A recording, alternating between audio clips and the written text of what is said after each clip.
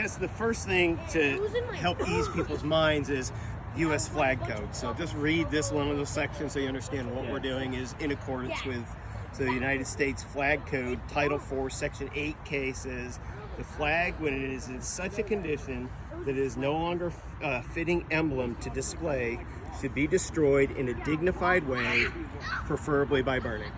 So that's all that's, don't have to be a special person to do it. You don't have to be licensed to do it. The importance is that there's a dignified manner, giving respect and appreciation to what the flag stands for. It's more than a piece of cloth. It's more than a piece of ground. It's the ideals in which our nation was founded on.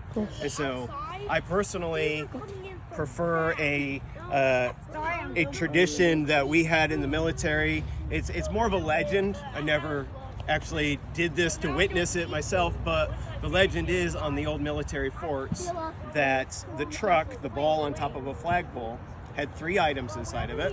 It had a razor blade, match, and a bullet. And if the fort was overrun, the last standing soldier was to go and pull the pin at the base of the flagpole and drop it due north. Where the truck landed, he would dig a hole, and buried in the ground would be a pistol.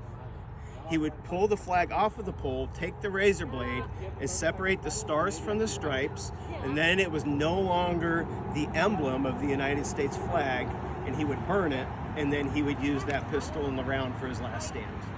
Wow. And so that's the legend. I've never dropped the flagpole on a military installation to find out, but that's the tradition that I do. So there's not really a right or wrong way. It's as long as it's a dignified way. And so that's what we're going to do is we're going to separate the stars from the stripes. And then, are you prior service? I am not.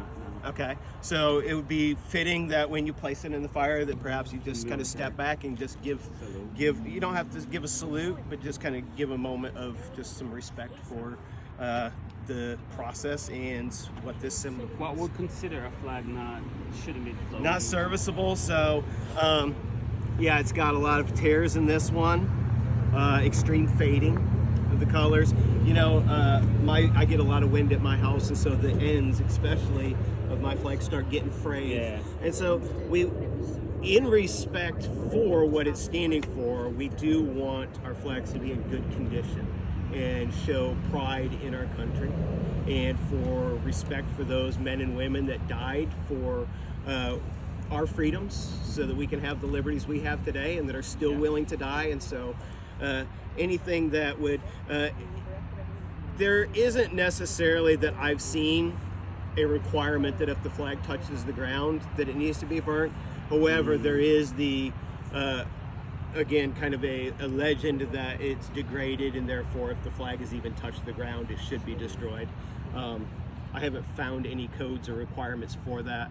However, it's the idea of treating it with the utmost respect, and then when it's faded, tattered, or torn to such a point that it's not demonstrating that respect, then it needs to be retired in a dignified way. The service is complete, right? Yeah. All right, so here you go.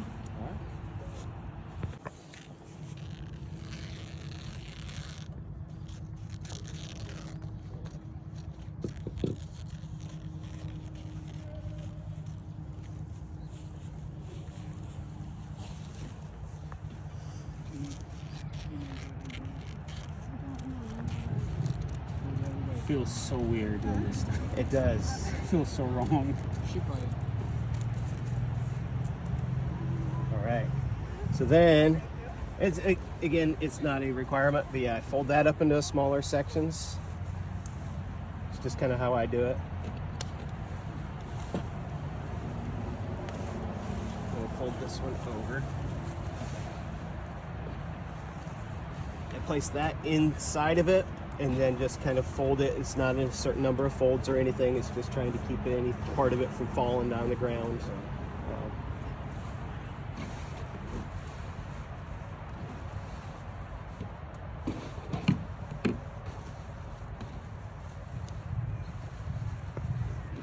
All right, and then we'll come over and place it in the You have to barrel. be foreign military to salute? Traditionally, yes. I don't know if there's a law against it, but